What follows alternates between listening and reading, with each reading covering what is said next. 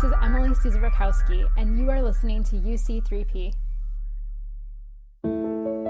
Hi, my name is Maddie Collins, and in this season of Chicagoland, you'll be hearing from our Harris Community Action Fellows. Harris Community Action is a student organization at the Harris School of Public Policy. HCA serves to connect grad students from the Harris School of Public Policy to the larger Southside community through a unique fellowship program that utilizes student expertise to build the technical, operational, and strategic capacity of nonprofits on Chicago's South Side. Every academic year, HCA invites students from the Harris School of Public Policy to participate in the HCA Fellowship. Once selected, fellows are formed into teams based on their interests and skill sets. At the same time, local nonprofit organizations apply to participate in the program and, with the help of the HCA board, scope 10-week projects to benefit their organization and community. Fellow teams are then connected with partner organizations to begin executing their projects. This year, we had 55 fellows working on 17 different projects for 15 nonprofits in Chicago's South Side. My name is Maddie Collins. I currently serve on the HCA board and am an alumni of the fellowship program. Today, we're going to be chatting with one of our fellows teams about their experience working with the Mid-South Business Association and Resource Center, or MSBARC. Would you all mind introducing yourselves? I am Jake Lang, obviously first year MPP at the Harris School of Public Policy. Hey everyone, I'm Will. I'm also, like Jake, a first year MPP student. Hey everybody, I'm Liz. I am also a first year MPP student, and I am also in the graduate program for Health Administration and Policy. Hi everyone, I'm Mac Emery. I'm also a first year MPP coming from Pennsylvania originally. Now, I would love for you to tell us a little bit more about your partner organization, MSBARC, and the work that they do in Chicago. Yeah, so MSBARC is a local business consultancy and a strategic partner. And a big part of their goal, or their main goal really, is to promote business and economic development in Bronzeville and throughout the majority of Chicago's South Side. They try to promote local assets within the community, attract investment into the local economy, and meet the needs of small businesses through strategic expertise, innovation, and collaboration. And I think one particular aspect of MSBARC that was super interesting is each member of their consultancy team actually has a pretty unique area of business expertise that they're pretty well versed in. So they each can offer something unique to the community that they serve. Obviously, the fellows get to rank which projects they're most interested in working on. So what stood out to you all about the work that's done by MSBARC? Yeah, I sort of remember when we had the meeting, it was interesting. I feel like we were pretty unanimous. Like there were a ton of great projects and I guess there was some discussion, but I think we pretty much all more or less agreed that MSBARC seemed like the most interesting project to us. And that was one because we liked that it had this emphasis on data and research, whereas others involved things like polls, maybe reviewing existing procedures, things like that. It seemed like a really original project. I think a lot of us are trying to work on our data skills in this. I don't know if I'm speaking for the group or not here. So that definitely attracted all of us. How does the work done by MSBARC fit into the city fabric of Chicago? I mean, the way that I take it, and I hope that the other group members take it, is that MSBARC really is part of the city fabric. It's promoting small businesses on by Black and brown folks on the South Side. And they're using this data and this information to drive business development and support families. And that's who and what makes up the city of Chicago. Most of all, it's more than just corporations in downtown. But really, when you look at the fabric of the city, it's the people who are living and working here on a daily basis that MSBARC is working for and with. Awesome. Thank you for that. So now I want to dive into you guys telling us a little bit more about the work that you did for MSBARC over the course of your fellowship. Can one of you describe the project, please? The scope of this project was really part of, I think, what attracted us to it. And Mac alluded to this a little bit earlier, is with a landscape analysis, you have a really broad scope and you can really make of it whatever you want and whatever your team's strengths are. So I know, like Mac mentioned, I was really into the data analytics part, and he was trying to shore up that as well. So, we were able to attack it from that angle. Jake has not mentioned it yet, but he's a wizard with GIS software. So he was very helpful in doing some kind of maps and things like that. Part of what was great is that we could take the scope and kind of make it what we wanted to, and make it what we were best at and where we could offer the most to the partner organization. Yeah, that sounds really awesome. And it sounds like you guys, had a chance to apply your Harris toolkit, so to speak, out in the real world, right? So now that we know what the project is, I wonder if you guys could walk us through your process a little bit. After you connected with your representative from MSBARC, what were some of the first steps you took to get going on this project, and how did it evolve from there? Yeah, I can jump in here. I think our group was really fortunate just in the sense that a group of HCA students prior to us had done an economic landscape analysis for MSBARC. So we were able to kind of use that, I think, as a good starting point just to review the work that they had done and kind of look at, how can we build upon this? How can we change? How can we reframe things? What were different aspects of the community that have changed over time? And how can we highlight that to help MSBARC meet their goals? So I think that was a really helpful portion for us. And then we just kind of each identified, here's a different area of the project that I would like to delve into. And we each kind of took it from there and ran with it.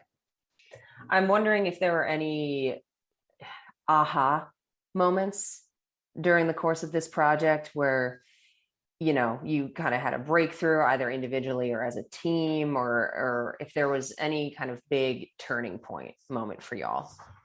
I can definitely say I'm probably the least well-versed person in any sort of data or coding along the way with this project. So I think there's definitely quite a few moments where I got something to work in R with the fantastic help of my teammates that I don't know that I would have been able to do otherwise. So I definitely had some aha moments along the way in that sense. And then also too, I think there was quite a few times just in looking through the data and talking with each other where we definitely could kind of see the story of the history and divestment into the community within the South Side of Chicago and just how that has really manifested itself. But also you can see the resiliency in the community as well, which I think the data told a really cool story about that.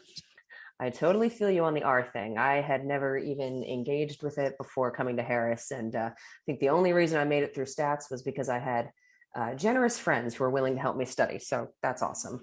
Jake, I think you were looking like you wanted to say something. Oh my gosh, yes. All right. Will talked about me knowing how to map. Wow. First of all, it was an opportunity to do that. I love it. I love maps. I'm literally in a GIS course now because of it. The biggest breakthrough was all in mapping. It was mapping and seeing the locations of grocery stores, and getting the map by business license was really cool, but never expected to have done something like that. But getting to see the significant lack of grocery stores, at least larger grocery stores, and then just seeing how many corner stores and bodegas there are all around the area, right? And another thing was even getting to map bus ridership. It was only from October 2012, but getting to see where people are most often getting on buses in Bronzeville was just so cool, because it's okay, we can see this. And I was when I hit that and I got that heat map done, I was oh my gosh, I shared it with the team. I said, Lester is going to love this. MSBARC needs to see this, because they'll be able to say okay, this is where people are getting on buses. This is where businesses are really popping off, and this is where stuff should be supported development. I love how jazzed you are, Jake. That's that's awesome. Yeah, I feel being on the board, the best part is always just seeing people really engage with these projects and get super jazzed about it. I mean, that's awesome. And felt really motivated about in the way that Jake is that it was real. That Lester had told us up front how important this was, that they had been using the data from the previous group, that it was going to get in the hands of business owners. And it just had a whole different feel as a result for me. It never felt tedious, even though it was difficult, and definitely a lot of hair pulling on my part, trying to figure out these worst chunks of code, I guess. But that really made it rewarding. So that was the best part of the project for sure. I'm wondering how you all would like to see this work that you've done for MSBARC be applied in the future for this organization, or if they have any plans to apply it in the future that you can share with us. I'm not sure I can speak exactly to the plans of how they're going to use it in the future, but I can share a little bit about how I think I'd like them to use it. I think essentially what we did as the project is give them a lot of information, like Jake was saying about the maps, that was just super interesting to us, and information they can use to tell a story and to help with pretty much anything that they want to do. So I guess my answer to that question is I hope they do with it what the organization thinks is best, because they're really the experts in the community. They're the experts. If you look at their resumes, they have really impressive business credentials. Everyone on MSBARC, everyone who's part of that team has a really impressive history. So I think what I hope they do with it is whatever they want to do. From my perspective, we just gave them sort of a set of tools, and they're the ones who have the potential to really make it shine. Like as a team, everyone really tried to focus on how to highlight things as opportunities throughout the analysis and how to really put things in that context. And I think the organization really stressed that to us from the beginning. So I think seeing how they build on these opportunities and how they're able to present these areas of opportunity to local entrepreneurs in the community over time is really great. And like being able to see like commerce and development in the community over time kind of based on these opportunities would just feel like super fulfilling as a member of the team. Some of the most interesting findings from a report were all the assets in Bronzeville, right? Like it's a very educated populace. It's a growing population in a lot of ways. So many positive things to emphasize. And so I really hope that can be used to good effect for business owners or community leaders. I think there's so much you can do to pitch just what a good place Bronzeville is for business or how much opportunity there is. My last question for you all, and I'd love to hear from all of you on this, is what did you as fellows learn from engaging closely with community organizations? What was your biggest takeaway? I can take this first. So I think to answer this question, I have to give you a little bit of background about what I was doing before I came to Harris. So I was working in the labor force for about 5 years after I graduated college, and I was doing a lot of data analysis, which I turned out I really loved, and that's why I'm still trying to do that today. But I was doing it for an insurance company, one of the biggest ones in the US. It's an enormous company, and it just really wasn't fulfilling. So a big reason why I came back to Harris was to try and sort of reunite that love of data analysis with a public policy setting. So for me, one of the best parts about this was just seeing how I was able to use my own skills in a public policy setting and in a way that seemed really helpful to people on the ground, the organization we were working with. So that was a big moment for me, I think, just to see how all the pieces fit together.